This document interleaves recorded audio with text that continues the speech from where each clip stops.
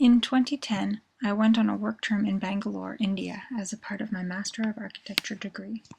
I worked at Chitra Vishwanath Architects, a firm that designed exclusively with earth materials such as rammed earth, cob, and stabilized mud bricks. I was fortunate enough to visit many construction sites and even get some hands-on experience in earth construction. This is an overview of some of the building methods I saw. The most basic earth construction method is cob. This damp earth mixture is hand-packed into the shape of the building. I got to help with pugging, or mixing the cob by foot.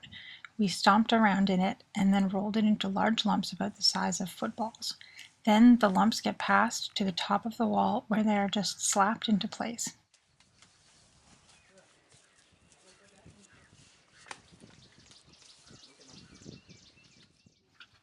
Cob in India can be much more moist than in Canada because it dries so quickly that there is no need to worry about slumping.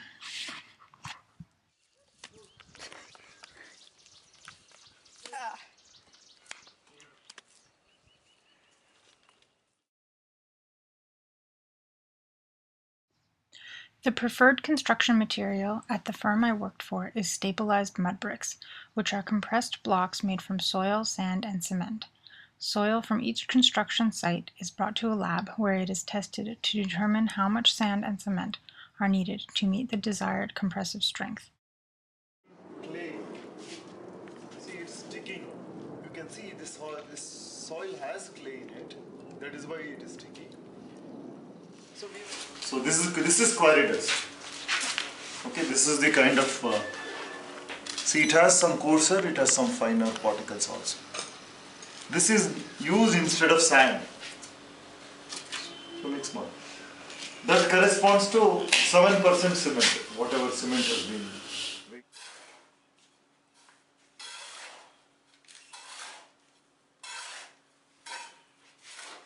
On the platform, like a thin layer of 3 inches, and then spread the cement.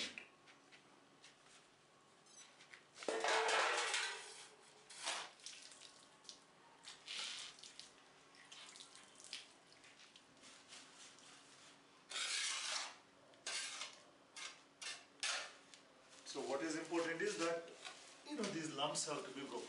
So what they generally do is after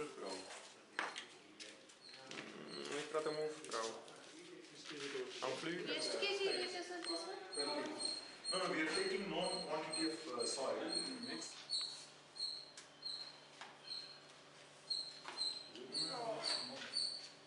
You lost some soil. Corners we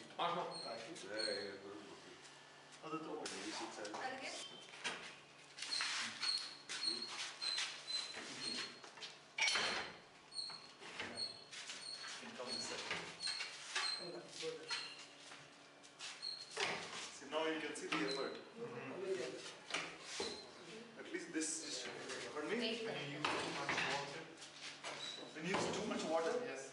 When you use too much water, moisture will squeeze out of it when you press it. That means there is more moisture in it. Then you will have to change the moisture content.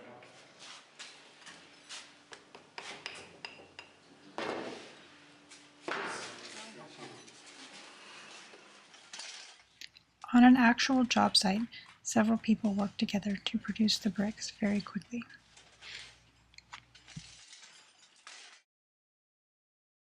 This is a rammed earth wall. A formwork is set up and the dry earth mix is poured into it and packed down with a heavy tamping device, layer by layer. After each layer, the earth is let to dry and then the formwork is moved up, ready for the next layer. The composition of the mix is very similar to that of mud brick.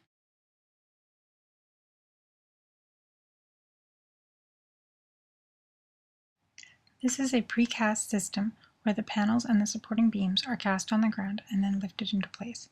Then a thin layer of concrete is spread on top.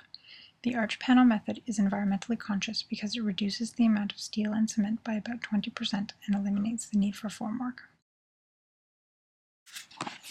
After my work term, I traveled north to Ladakh, where I again found earth building. This monastery is being repaired with unstabilized mud bricks.